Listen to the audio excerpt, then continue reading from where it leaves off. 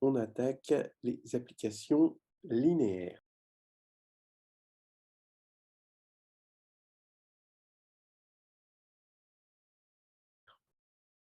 Avant d'aborder ce chapitre, on pourra avec profit écrire la définition de noyau et d'image d'une application linéaire. Bon. Donc ça posera de problème à personne. J'irai aussi la définition d'un projecteur. Donc c'est une application linéaire qui vérifie P2 égale P, et d'une symétrie, une application linéaire qui vérifie S2 égale identité. Bon, le noyau et l'image, ben oui, ce sont des sous-espaces vectoriels. Le noyau de l'espace de départ et l'image de l'espace d'arrivée. Alors, on peut attaquer assez rapidement. Juste une petite remarque en passant. À aucun moment, on nous dit que les espaces vectoriels sont de dimension finie. Donc, on ne peut pas utiliser tous les théorèmes qu'on a sur la dimension. On verra ensuite, hein. Alors, soit A dans E. Alors, A, on ne nous dit pas que c'est... Oui, que c'est un sous-espace vectoriel. Et U dans L de E, alors U de vect A égale vect de U de A. Bon, bah, comme U est linéaire, hein, effectivement, dès qu'on a une somme, un vect de A, c'est l'ensemble des combinaisons linéaires, hein, des sommes de alpha I xi, avec xi dans A, les sommes finies, hein, évidemment. Et donc, bah oui, évidemment, ça commute avec U, et donc ça va être vrai, tout ce qui est plus vrai. Soit U dans L de E, j'ai H2 sous-espace de E. Alors, U de G plus H égale U de G plus U de H. Bah là, c'est des éléments, G plus H, c'est des éléments de la forme X plus Y, avec X dans G, Y dans H. U de G plus H, donc ça va être U de X plus Y, U de X plus U de Y. Bon, bah oui, donc là, c'est encore vrai. Soit U dans L de E, alors im de U et ker de U sont supplémentaires. Bon, ben non, ça c'est faux. Alors, je vais vous donner un contre-exemple. Alors d'abord, pourquoi est-ce qu'on pourrait se dire que c'est vrai? Parce que quand on est en dimension finie, la dimension de im de U plus la dimension de ker de U, c'est égal à la dimension de E. Et que donc il manque plus qu'un truc, c'est est-ce que l'intersection est nulle? Mais justement, là, l'intersection entre im de U et ker de U n'a aucune raison d'être nulle. Alors, regardons l'endomorphisme U de K2 qui a pour matrice A dans la base canonique E1, E2 de K2. Alors, on a A égale 0, 0 en colonne et 1, 0.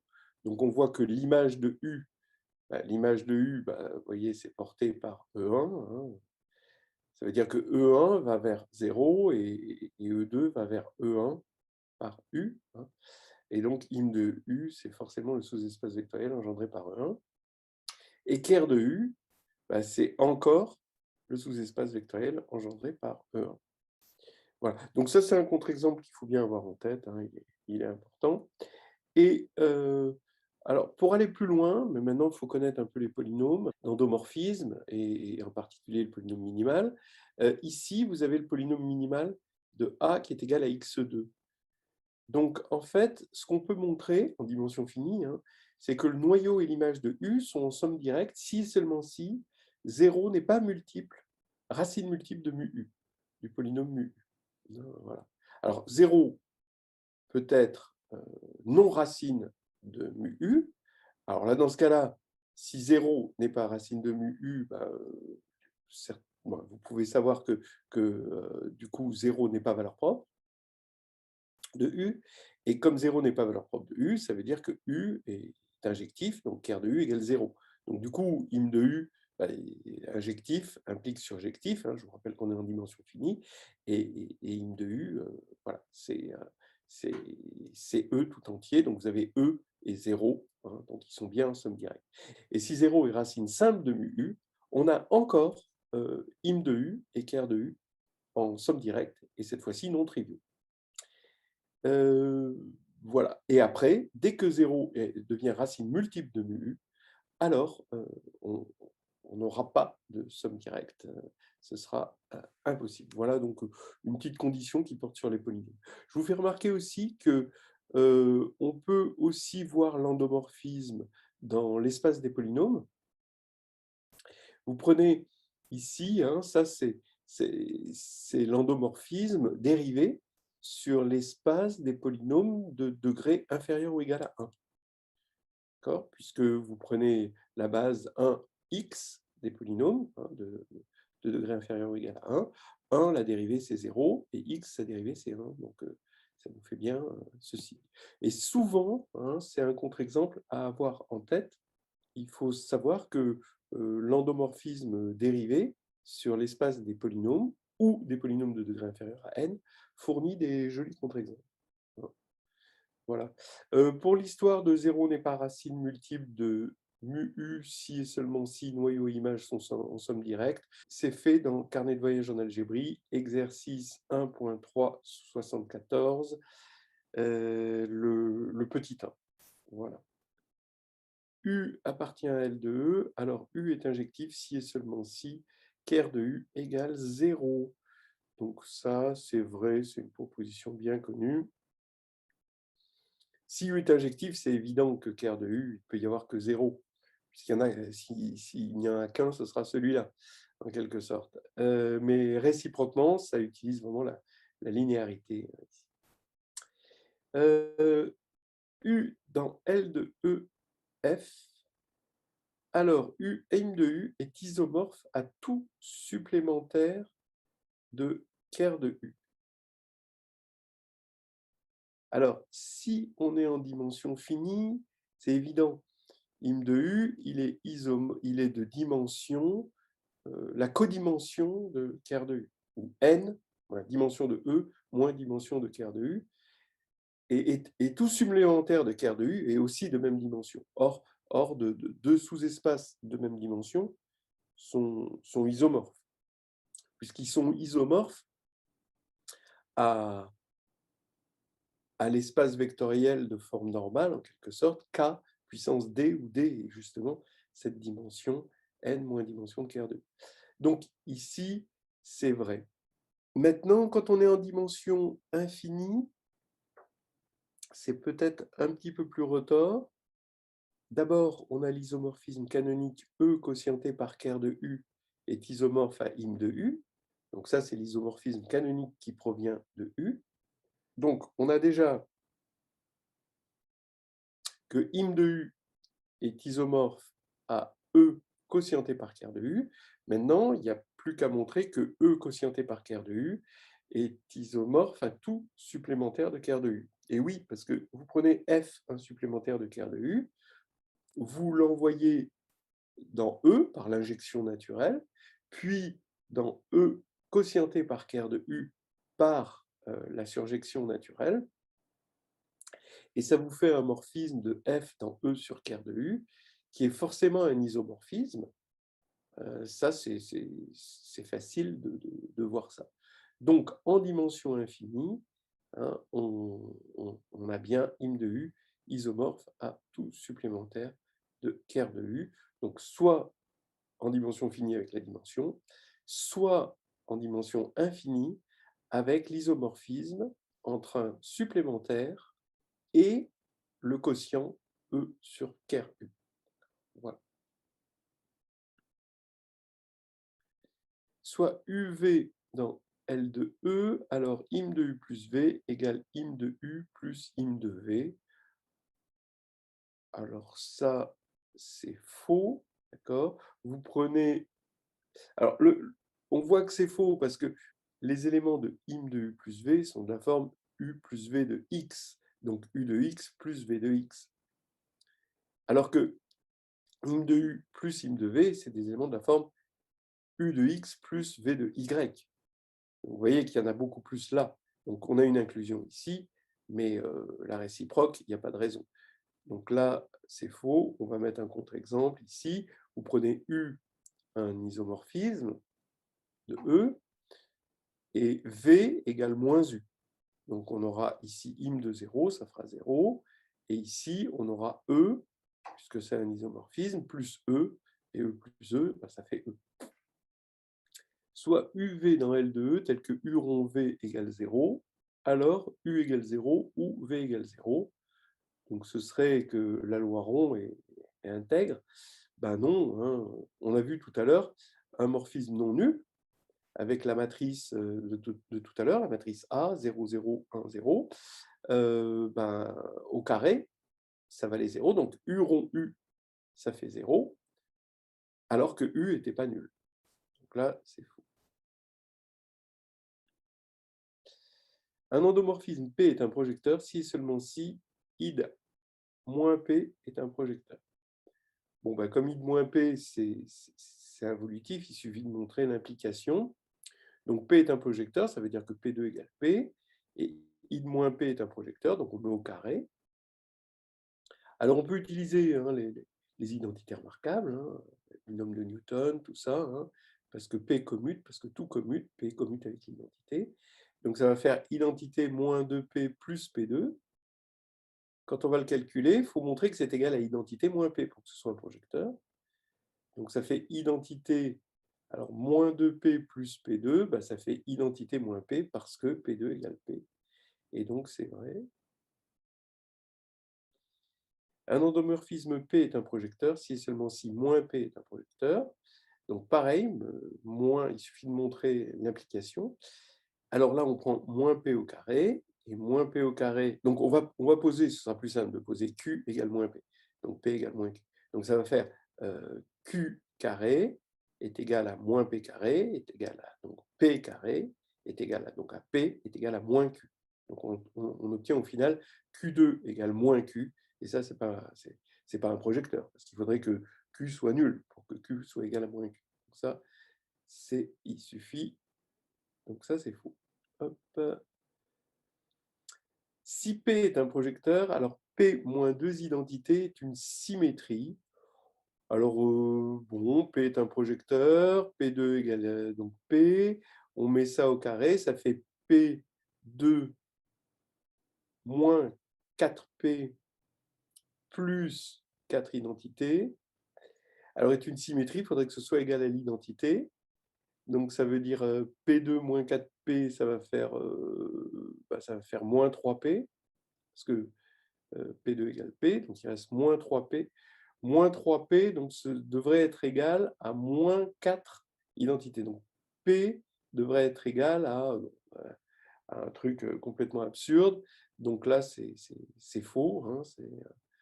Hein, par contre, l'idée, c'est peut-être si on avait pris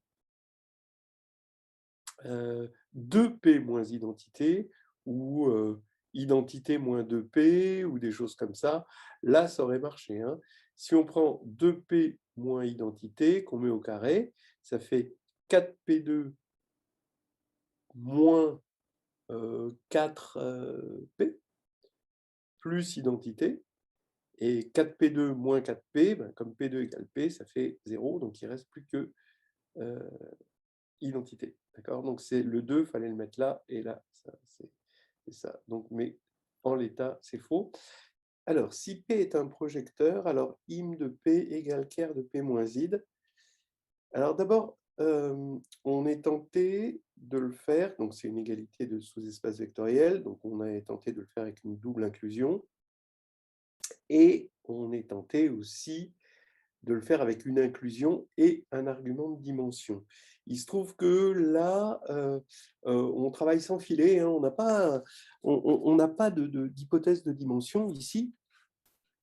Donc, si on n'est pas en dimension finie, on ne peut pas faire ces choses-là avec la dimension. Hein.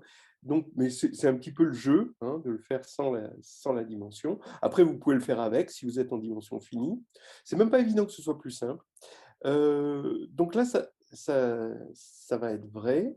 Donc, je vais vous le montrer. Donc, il faut montrer que im de P est inclus dans ker de id moins P. Ben oui, on va prendre y donc dans im de P. On va montrer qu'il est dans ker de id moins P. Bon, ben, comme y est égal à P de x, hein, puisque il est dans im de P, il existe bien un X qui vérifie ça. Donc maintenant, je vais regarder id moins P de Y. Ben, id moins P de Y, c'est Y moins P de Y. Donc Y, c'est P de X, donc P de Y, c'est P de X, mais P2, c'est égal à P parce que P est un projecteur, donc ça fait 0. Et l'inclusion inverse, donc je pars d'un X dans ker de id moins P, et donc ça veut dire que id moins P de X égale 0, c'est-à-dire que P de X égale X. Et comme P de X égale X, ben X, il est bien de la forme P de quelque chose, donc X est bien dans im de P. Alors, c'est quand même, il faut faire attention parce que c'est quand même assez rare. C'est très facile généralement d'aller d'un im vers un ker. Donc ça, c'est quelque chose de bien connu en mathématiques. Une image, c'est facile de montrer que c'est un noyau. Hein, parce que une image, on l'a sous une certaine forme, et un noyau, on peut le vérifier. Par contre, un noyau, c'est difficile de montrer que c'est une image. Parce que le noyau, c'est quelque chose qui vérifie quelque chose, et l'image, ça veut dire qu'on veut montrer qu'il est sous une certaine forme. Et c'est justement les deux difficultés. Mais là, c'est un peu exceptionnel, ça marche bien. Voilà. Donc voilà, c'est terminé, le vrai-faux, mais on va continuer parce qu'il y a des exercices intéressants. Alors, typique. Donc, je vous laisse regarder. Bon, celui-ci, il est facile, montrer que U rond V est l'endomorphisme nul si et seulement si im de V est inclus dans ker de U. Bon, faut juste le remarquer, quoi. C'est pas... Voilà, hein, ça c'est vraiment facile. Hein. Bon, bah oui, si im de V est dans ker de U, ça veut dire tout élément de la forme V de X va vérifier U de cet élément égale 0. Donc ça revient à dire que U rond V est égal à 0 comme endomorphisme. L'exercice suivant, il est très typique, hein, celui-ci. U rond V égale V rond U. On dit que U et V commutent, hein, c'est des éléments de L de E.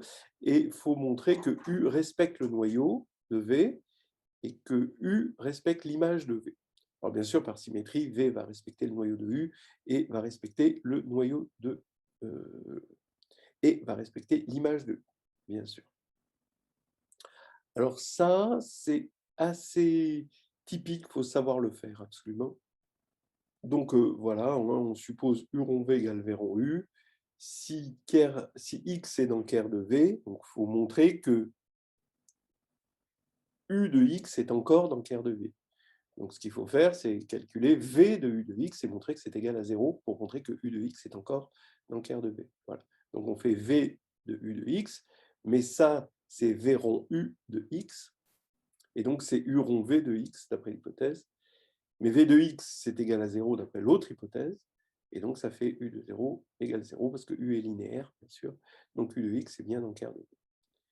Et maintenant, vous voulez montrer que im de V est stable par U, donc on prend X dans im de V, et il faut montrer que U de X est encore dans im de V. Bah, pareil, U de X, c'est U de... X, il est de la forme V de Y, et donc on a U de V de Y, mais ça, c'est V de U de Y, et donc c'est bien dans im de V. Donc U de X, c'est bien dans im de V. Voilà. Bon, faut savoir le faire vraiment de façon fluide, sans trop se poser de questions. Maintenant, établir l'équivalence entre ker de U égale ker de U2 et im de U, intersection avec ker de U égale 0. Bon, alors, vous voyez que ker de U et ker de U2, déjà, sont dotés tous les deux d'une inclusion naturelle. Il faut penser à ce qu'on appelle les noyaux emboîtés. Hein. Ker de U est inclus dans ker de U2. Ça, c'est très facile à montrer. Hein. Vous prenez un élément qui vérifie U de X égale 0, bah forcément U2 de X, c'est U de 0, donc ça fait 0. Et donc, ker de U est inclus dans ker de U2. Donc, finalement, cette égalité ne repose que sur l'inclusion inverse, ker de U2 inclus dans ker de U. Et c'est ça qui va être important. Donc ça, il faut avoir ça en tête, hein, si on veut se servir d'un argument essentiel, ce n'est pas l'inclusion directe, c'est l'inclusion inverse qui est l'argument essentiel. Et là, im de u inter ker de u égale 0. Bon, alors on va établir cette équivalence. Alors, donc on a toujours hein, ce qu'on disait, ker de u est inclus dans ker de u2. Maintenant, on va partir de im de u inter ker de u égale 0. Hein, et on va montrer qu'on a l'inclusion réciproque. Hein. Donc, on part de y est dans ker de u2. Donc, ça veut dire que u de y égale 0. Donc, u de y, bah, forcément, il est dans im de u, puisqu'il est de la forme u de y, et il est dans ker de u, puisque u de y égale 0. Et donc, u de y égale 0. Bah oui, puisqu'il est dans l'intersection des deux, et qu'on a supposé que l'intersection était nulle. Donc, u de y égale 0. Et donc, y appartient à ker de u. Voilà. Et donc, on a bien montré, on est parti de ker de u2 et on est arrivé dans ker de u. Donc, on a montré l'inclusion inverse et c'est bon. Maintenant, réciproquement, on suppose qu'on a l'égalité et il faut montrer que l'intersection de im de u et ker de u est nulle. Donc, bon, évidemment, hein, 0 est toujours inclus dans im de u inter ker de u, ça c'est clair. Encore que c'est pas mal de le dire. Hein. Et il faut montrer l'inclusion inverse. Donc maintenant, on prend y qui est dans l'intersection, donc on suppose que y est de la forme u de x et que u de y égale 0. Donc ça veut dire que u2 de x, bah, c'est u de y, et donc c'est 0. Voilà. Ce qui veut dire que x appartient à ker de u2. Mais ker de u2, c'est ker de u par hypothèse, donc u de x égale 0, et donc y égale 0. Voilà. Alors maintenant, regardez l'autre question, et c'est intéressant de remarquer que c'est ce qu'on appelle le dual, c'est-à-dire que entre un espace et son dual, E étoile, l'espace E et E étoile, il y a un funiculaire qui fait l'aller-retour, qui s'appelle l'orthogonal. Et quand on a un sous-espace de E, on peut regarder l'orthogonal, mais l'orthogonal dans le sens, pas pour une forme bilinéaire, hein, c'est vraiment dans le dual. C'est l'ensemble, c'est finalement les annulateurs hein, des éléments de F. Et cet orthogonal nous donne un dictionnaire et qui est très utile, ce qu'on appelle la dualité. Et ce dictionnaire fait qu'on a toujours, quand on a une proposition dans les espaces vectoriels, on a toujours une proposition duale. Donc par exemple, ici, cette proposition, ben, le dictionnaire, il suffit de remplacer ker par im, 0 par e, inter par plus, et évidemment plus par inter, im par ker, etc., etc. Donc ici, si vous regardez bien, quand vous dualisez ceci, ben, ça vous dit im de u égale im de u2, et il y a une équivalence avec 0 devient e égale, et là, on va avoir ker de u plus im de u. En plus, vous remarquez que l'auteur l'a pensé comme une dualité, parce qu'ici, il a écrit im de u inter ker de u, et là, il a écrit ker de u plus im de u. Et ça, c'est pas innocent. Il aurait pu écrire im de u plus ker de u, mais là, il a écrit ker et im en deuxième. Donc, on voit bien que ça a été pensé de façon duale. Voilà. Hein, et ça, c'est quand même une bonne nouvelle, c'est que dans les espaces vectoriels de dimension finie, on a à chaque proposition, on en a une deuxième gratuite. C'est la grande promotion des espaces vectoriels de dimension finie. Sauf que là, on n'est pas en dimension finie, donc on ne peut pas utiliser ce bouton-là. Donc, on va le faire directement. Donc, on va le voir comme ceci. Im de u est inclus dans im de u2 est inclus dans im de u. Hein. Donc ça, on l'a toujours. Donc, vous voyez bien que là, on avait toujours les noyaux emboîtés, et là, on a les images, mais elles sont emboîtées dans l'autre sens. Donc ici, on a une suite croissante pour les noyaux, et on a une suite décroissante, en quelque sorte, pour les images. Alors maintenant, on va supposer que E est égal à ker de U plus im de U. Et on va montrer qu'on a l'inclusion réciproque. Alors, je vais partir de y dans im de U, et donc ça veut dire que y égale u de x. Mais comme x est dans E, bah, je peux écrire x égale x0 plus u de x1, avec x0 dans ker de U et u de x1 forcément dans im de U. Et donc comme ça, on a y égale u de x, d'accord? Ça c'est l'hypothèse, mais u de x c'est u de x0 plus u de x1, donc ça fait 0 ici, et là ça fait u2 de x1, donc on est bien dans im de u2. Voilà. Et réciproquement, on suppose que im de u2 est égal à im de u, et il faut montrer que E est somme de ker de u et de im de u. Donc on va partir de x dans E, et maintenant je vais écrire u de x, bah, il est dans im de u, mais comme il est dans im de u, il est dans im de u2. Vous voyez que j'utilise l'inclusion non triviale ici. Parce que ça, c'est l'inclusion triviale, elle ne nous apportera rien, celle-là. Donc u de x, forcément, il est de la forme u2 de y, puisqu'il est dans im de u2. Donc on a z, je vais le poser égal à x moins u de y. Ben, j'affirme qu'il est dans ker de u, puisque quand je vais faire u de z, ça fait u de x moins u2 de y, et ça fait 0.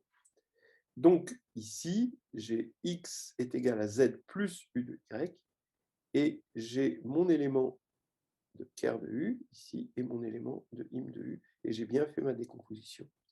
Voilà. Donc ça, c'était un truc assez joli.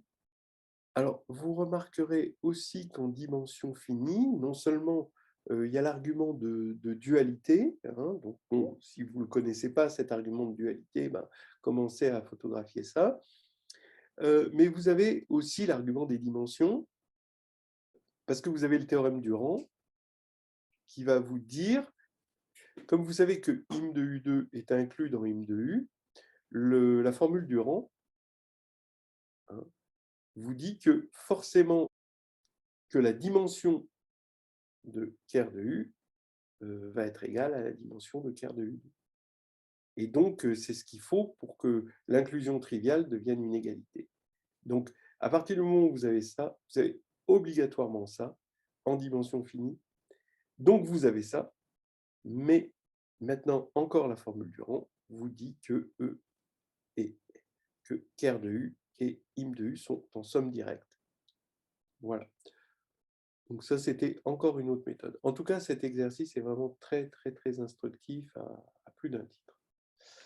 Alors maintenant, soit E, un R espace vectoriel de dimension n, bon alors R, vous pouvez le remplacer par K, et un endomorphisme U de E tel qu'il existe x0, vérifiant que x0, U de x0, UN-1 de x0 soit une base de E.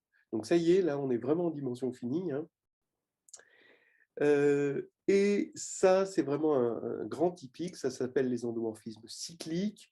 C'est lié matriciellement, parce qu'on sait que les endomorphismes sont liés à des matrices qu'on appelle matrices compagnons, hein. Donc ça, c'est vraiment... Et puis, il y a un théorème qui est derrière, qui est le théorème de Frobenius, qui est vraiment très, très important dans la théorie en dimension finie.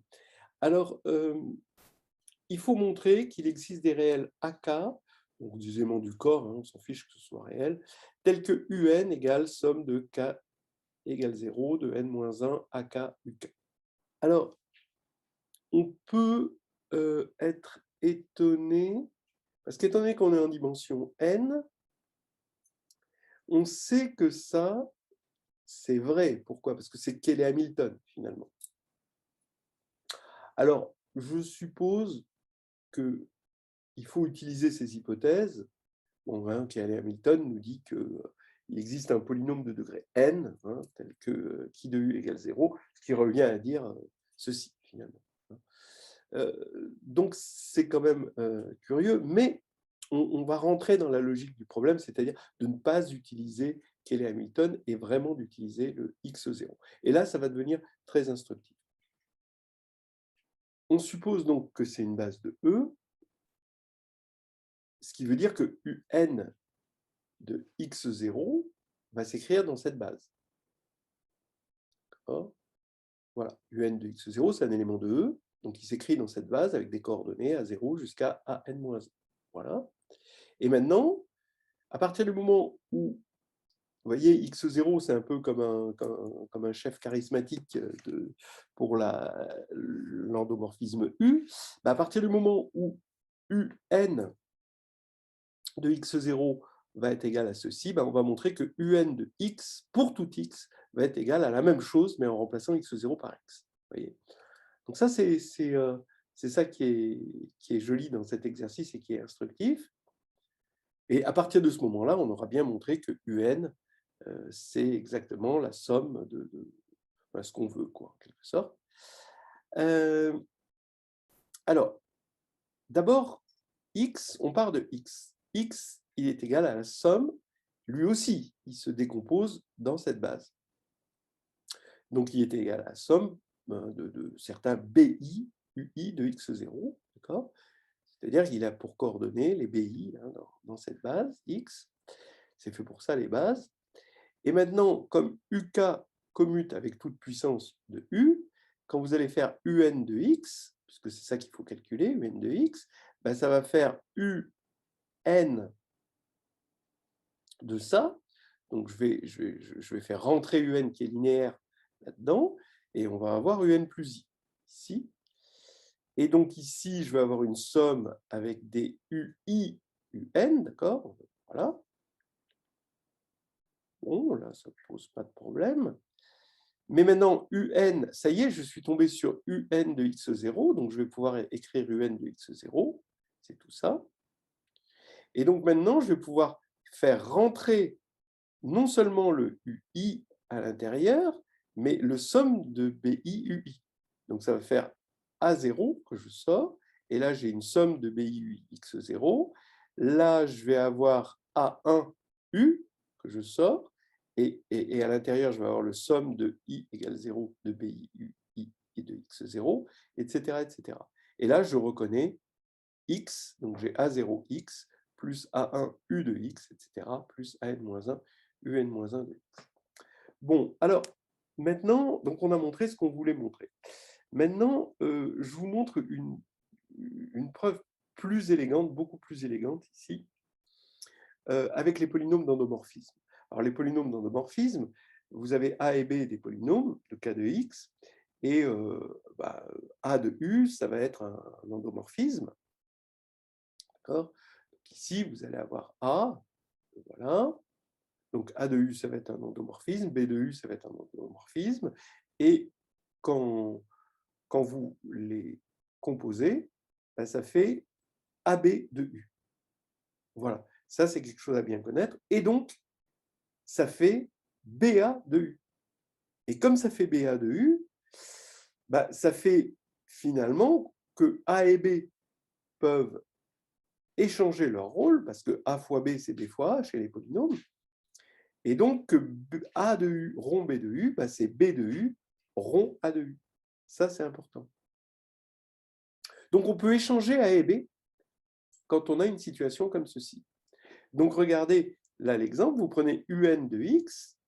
Donc, UN de x, bah, par définition, c'est le polynôme xn qu'on applique à l'endomorphisme U. Voilà. Xn de U, c'est ça, UN. Là, je vais prendre pour Q. D'accord? Donc x, c'est ça. Hein, x, il est où x? X, il est là. Donc là, c'est un polynôme q, hein, qui a pour coefficient b. Donc q de u de x0. Voilà. Ça, c'est exactement cette écriture-là. Q de u de x0, voilà, c'est x. Et maintenant, comme on a un polynôme xn et un polynôme q, je peux échanger q et xn.